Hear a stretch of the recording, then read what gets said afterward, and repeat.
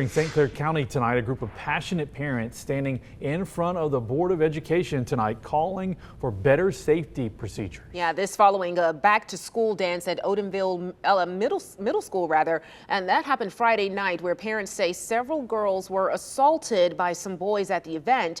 Your reporter Lauren Harkson is live in Odenville tonight after attending that meeting. Lauren, what are parents saying?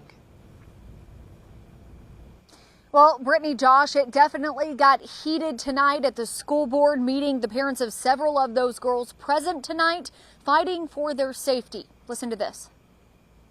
I'm here for my child, and I really don't care what nobody here thinks of me.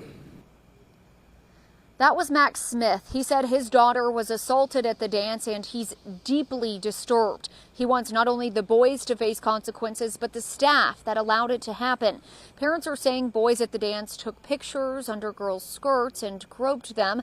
At some point, they say some of the girls were trying to get away, either hiding in the bathroom or the hallway, when they were told by administration to go back inside and, quote, deal with it. Some parents say their children are scared and don't feel safe at the school. One parent calling it a toxic culture without a safe learning environment.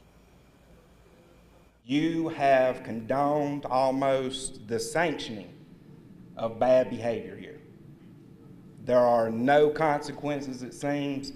You have failed as an educator to give your students a safe place to learn and to be a child. This board loves the children. We take responsibility for all of these children ourselves and want to make sure everyone understands that we care about their families.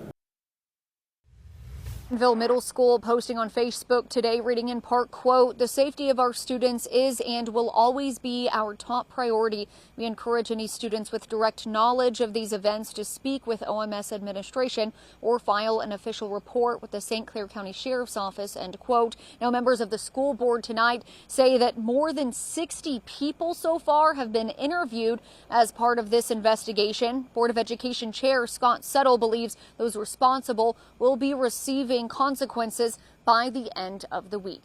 Your reporter live tonight in Odenville, Lauren Harkson, WBRC 6 News, on your side.